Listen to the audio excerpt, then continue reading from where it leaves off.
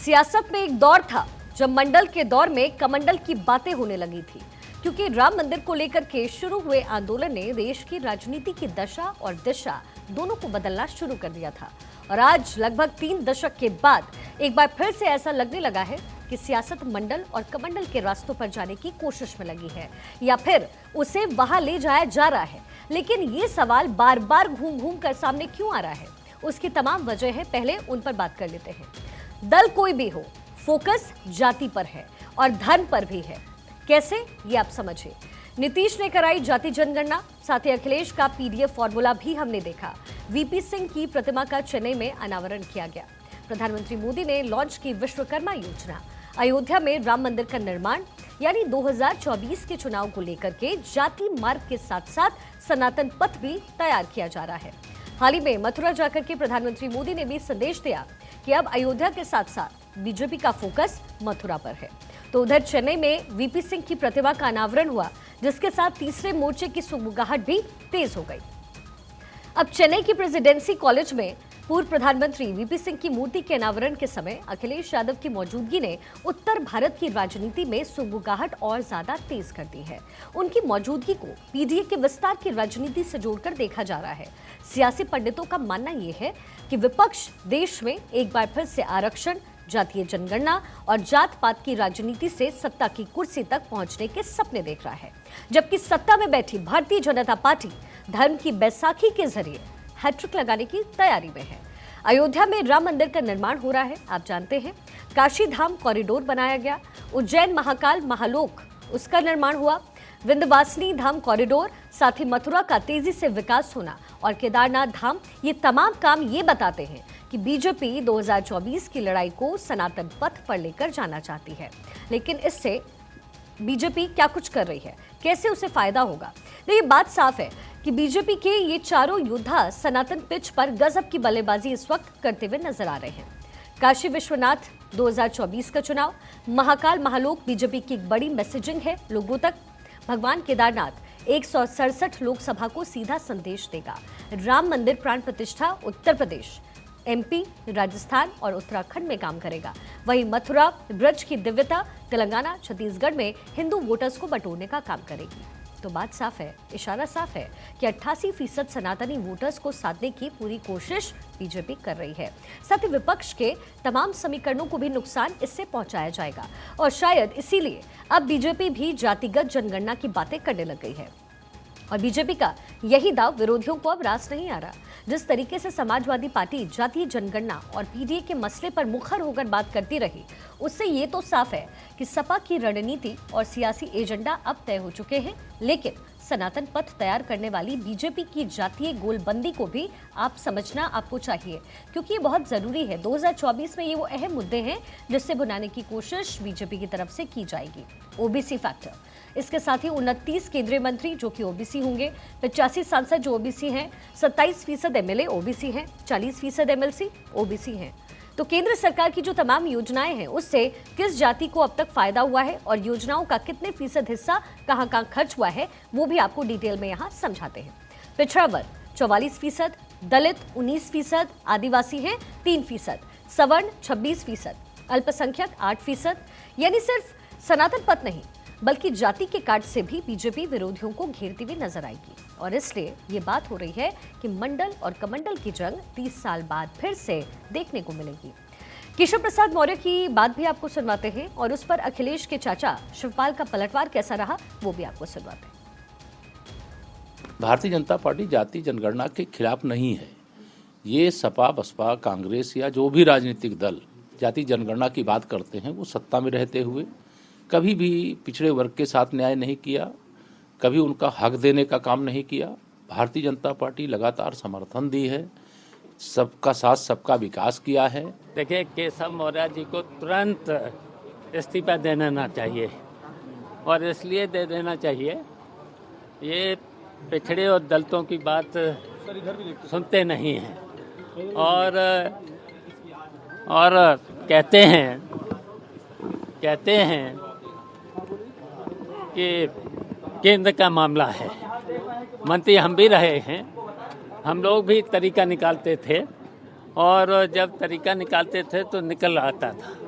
और ये बहाना लेते हैं केंद्र सरकार पर, तो इनको तुरंत मंत्री पद से इस्तीफा दे देना चाहिए।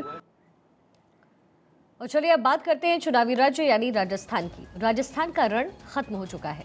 199 सीटों पर मतदान हुआ और तमाम एग्जिट पोल के आंकड़े ये बताते हैं कि राजस्थान में बीजेपी की सरकार आ रही है। हालांकि कुछ सर्वे कांग्रेस की वापसी का भी अनुमान जाहिर कर रहे हैं, लेकिन पलड़ा बीजेपी का इस वक्त भारी लग रहा है। अब यूं तो राजस्थान के चुनाव में हमने कई दिलचस्प पहलुओं पर बातचीत की है, लेकिन पहलू बेहद रोचक है। दरअसल सियासी दंत कथाएं कुछ ऐसी हैं कि राजस्थान में जो परिवहन मंत्री होता है वो अपना अगला चुनाव हार जाता है। गहलोत सरकार के कार्यकाल में पहले प्रताप सिंह खाचरियावास परिवहन मंत्री रहे और उनके बाद बृजेंद्र ओला परिवहन मंत्री बने। दोनों नेता इस बार भी चुनावी मैदान में हैं और इसलिए लोगों में चर्चा ये है कि क्या ये दोनों ही इस बार सालों से चले आ रहे इस सियासी मिथक को तोड़ पाएंगे या फिर नहीं। और राज्य में ये मिथक 1993 से लगातार बना हुआ है। कैसे, आपको बताते हैं। 1990 में भैरव सिंह शेखावत सरकार थी।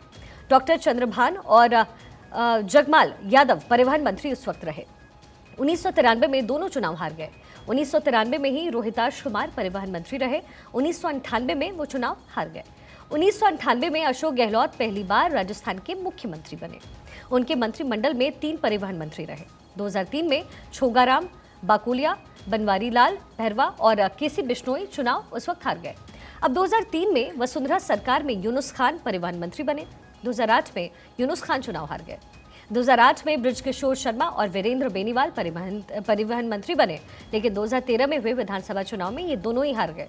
तो 2013 से 2018 तक प्रदेश में वसुंधरा सरकार रही। यूनुस खान परिवहन मंत्री और बाबूलाल वर्मा परिवहन राज्य मंत्री रहे। 2018 में यूनुस खान और बाबूलाल दोनों ही हार गए।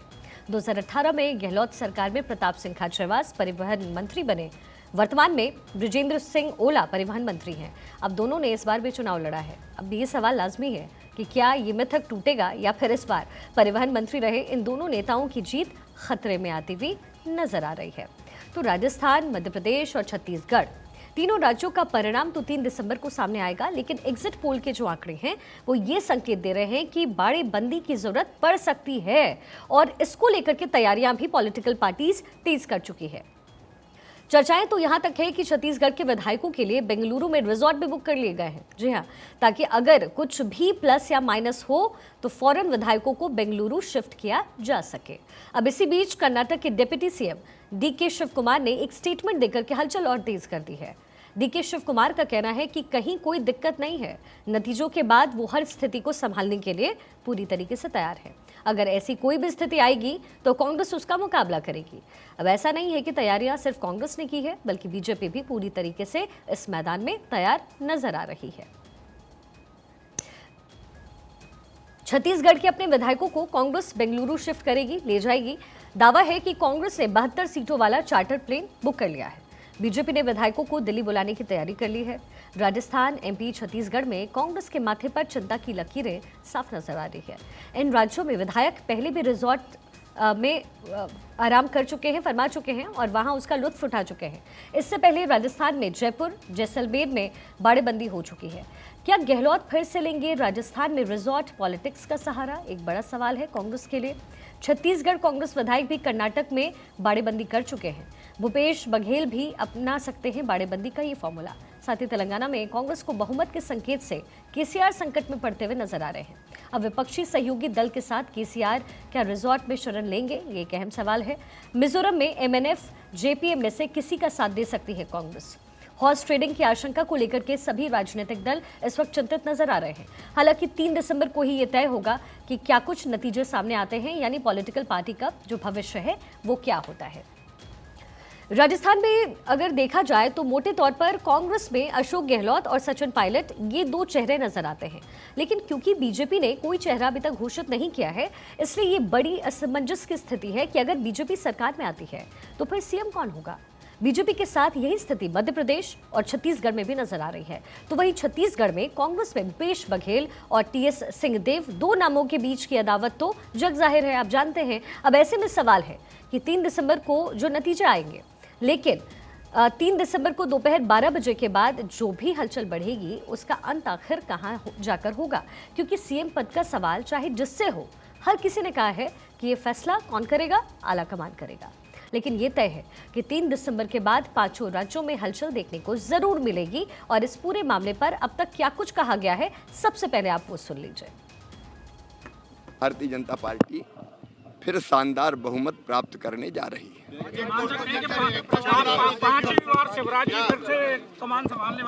भारतीय जनता पार्टी जिंदाबाद। भारतीय जनता पार्टी की सरकार जनता के आशीर्वाद से मध्य प्रदेश में बनने जा रही है। अब हम लोग 48 घंटे के लिए इंतजार। भारतीय जनता पार्टी की सरकार फिर से बनने वाली है। मैं खाली विधायक बनने नहीं आया हूँ, मेरे को और भी कुछ बड़ी जवाबदारी मिलेगी पार्टी की ओर से, और जब बड़ी जवाबदारी मिलेगी तो बड़ा काम भी करूंगा। नहीं, हाईकमांड जिनको बोलेगा। वो पिछले बार वाली बात जो मीडिया में चली थी 2.5 साल वाली, वो बिल्कुल नहीं होनी चाहिए।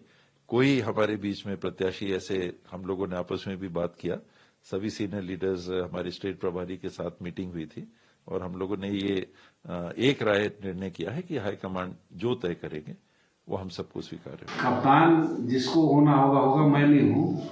मैं तो वो जो 13 लोगों का टीम है उसका एक सदस्य रहूंगा। केंद्रीय मंत्री अनुप्रिया पटेल उत्तर प्रदेश के मिर्जापुर से सांसद हैं। अनुप्रिया के पिता सोनेवाल पटेल उत्तर प्रदेश के कद्दावर नेताओं में शुमार होते हैं।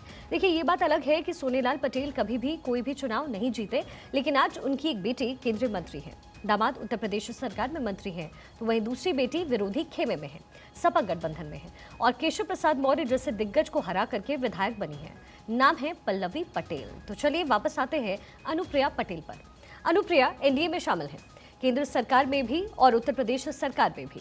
अनुप्रिया पटेल जातिगत जनगणना का मुद्दा पहले उठा चुकी हैं और अब बीजेपी अनुप्रिया के सहारे मुस्लिम वोटर्स में अपनी पकड़ को मजबूत करना चाहती है, क्योंकि बीजेपी को लगता है कि मुसलमानों का जो वर्ग बीजेपी के साथ आने से गुरेज करता रहा है, उसे अपना दल से कोई परेशानी नहीं होगा। यही वजह है कि अनुप्रिया पटेल 2 दिसंबर को उत्तर प्रदेश के रामपुर में रैली करेंगी और अपनी ताकत का एहसास करवाएंगी।